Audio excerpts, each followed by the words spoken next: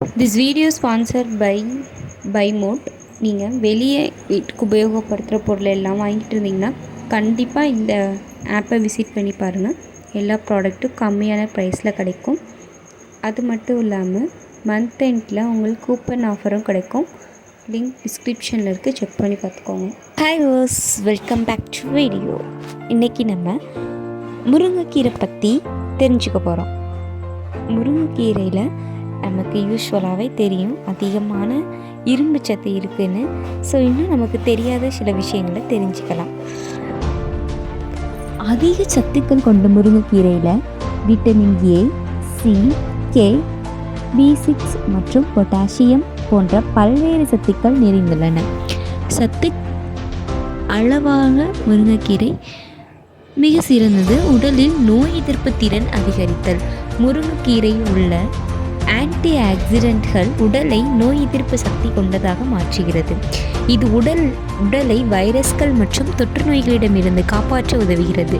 குணமாக்கும் தன்மைகள். முருங்கைக்கீரையில் உள்ள இயற்கை ஆழ்மூச்சு அலர்ஜி எதிர்ப்பு அமிலங்கள் ஆஸ்துமா மற்றும் மூச்சுக்குழாய் பிரச்சனைகளை குணமாக்க உதவுகிறது.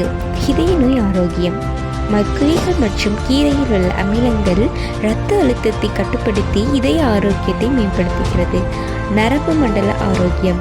முருங்கைக்கீரையில் உள்ள விட்டமின் இ மற்றும் B6 மன அழுத்தத்தை குறைத்து நரம்புகளை உறுதியாக மாற்றுகிறது. சர்க்கரை கட்டுப்பாடு. முருங்கைக்கீரை உடலில் இன்சுலின் செரிமானத்தை சீராக்கி சர்க்கரை நோயாளிகளுக்கு ஏற்றது. தோல் அழகுக்கு உதவும்.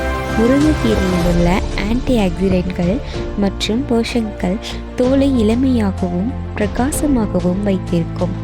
இழந்த இரத்தத்தை ஈடு செய்யும்.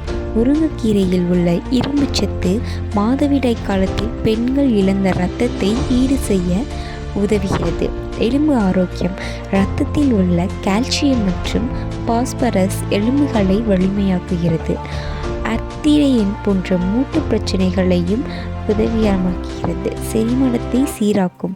முருங்கைக்கீரையில் உள்ள நார்ச்சத்து செரிமான மண்டலத்தை சீராக வைத்திருக்க உதவுகிறது.